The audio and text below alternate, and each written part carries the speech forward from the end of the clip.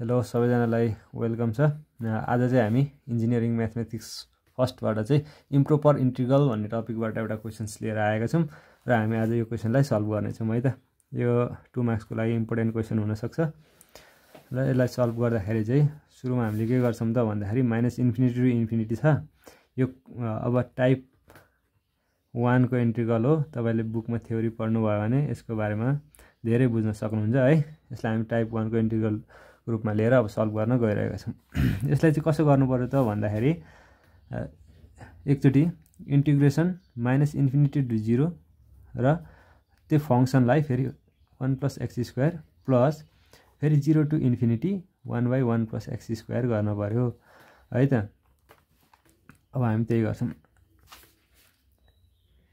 Integration minus infinity to 0 1/1 + x² plus integration 0 to infinity 1/1 + x²।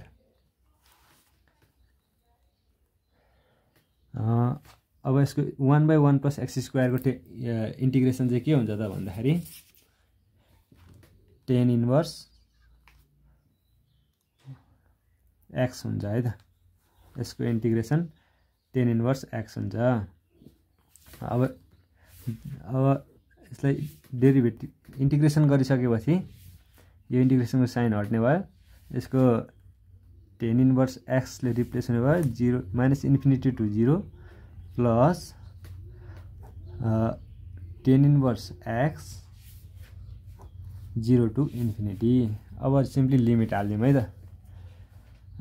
tan 0 भनेको कति 0 minus tan inverse infinity भनेको कति -π/2 plus tan infinity भनेको कति π/2 प्लस tan 0 भनेको 0 भयो है त। अब यो माइनस माइनसले गर्दाखेरि के भयो प्लस π/2 भयो प्लस हाम्रो पछाडि π/2 छँदैछ। π/2 प्लस π/2 कति हुन्छ 2π/2 दैट इज कति हुने भयो त भन्दाखेरि π हुने भयो एन्सर है त। यसरी सल्भ गर्न सकिन्छ। र अरु थप क्वेशनहरु हेर्नका निमित्त च्यानललाई सब्स्क्राइब गर्नु होला, लाइक गर्नु होला र साथीहरुसँग शेयर पनि गर्नु होला है त। अरु हामी थप अन्य सब्जेक्टहरुको पनि विषयहरुको पनि सोलुसन लिएर आउने छौं। प्रतीक्षा गर्दै गर्नु होला है त।